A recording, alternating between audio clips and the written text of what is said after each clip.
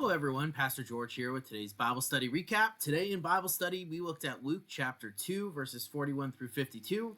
Remember, our theme for Bible study during Lent, going on with our general theme during worship and stuff like that, is about Passover. And so, what does Passover have to do with the connection here? Well, this is a story which we often don't think about as a Passover story, although it takes place during it.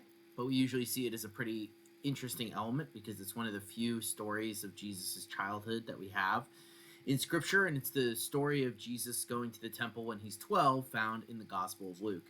And this happens during Passover, and I don't think that that is a coincidence. I think Luke could have talked about a lot of things. Why was it necessary for him to mention this?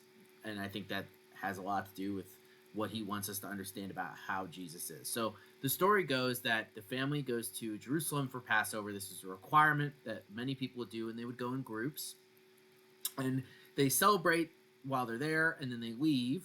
And in that time, Joseph and Mary realize that Jesus is not there. Now, this is obviously one of the things that people first kind of freak out about, but the actual fact of the matter is that you would travel in large groups. The communal nature of the world in the first century meant that you could easily trust the other people from your village that you were going to with your kids.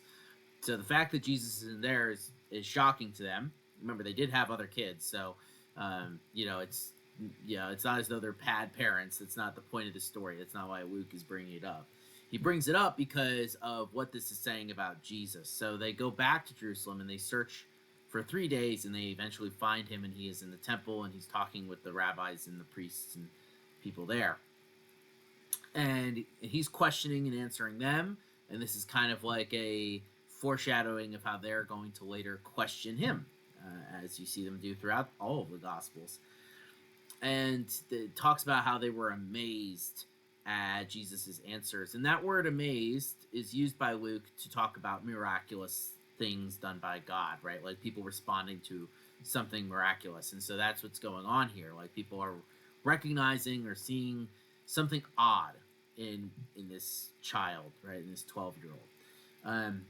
And then, of course, you have this contrast at the end where they're like, what are you doing? He's like, don't you think I would be in my father's house? And there's a contrast to that with Joseph, who's mentioned briefly before, and then it says he went back to Nazareth, and he was submissive to his parents, and he grew in wisdom and in stature and in favor with God and man, and that's how the story ends.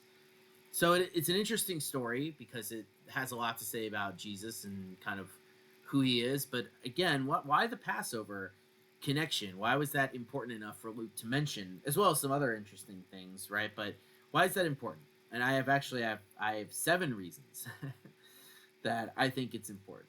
Well, firstly, why set it during the Passover? Well, it's a time when he would have been there anyway as a family for the Passover, so that's why it's there. You also have that 3 days pattern that you see. There's this important foreshadowing, the meaning of 3 days, because as you know, that's when he is going to die and be in the tomb. 3rd day, rise again, right? So you have that. So this is kind of a trivial detail in hindsight, but important later what happens with Jesus, right? You also have the Passover just as a festival that's being celebrated. You have the Passover lamb, which we've talked a lot about upstairs. We're going to talk about that again, actually, on Sunday. But that's a big theme that's going on throughout this, that Jesus is the Passover lamb.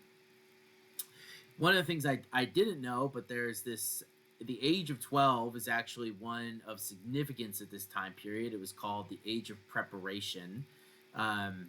And it's when you were preparing for your bar mitzvah. So this is also a way of saying that this is Jesus as he is turning into an adult. Like that's why this story is told around this time. Bar mitzvah means like the son of the commandment in Aramaic. And that's where it comes from, right? And so Jesus is living into that fully.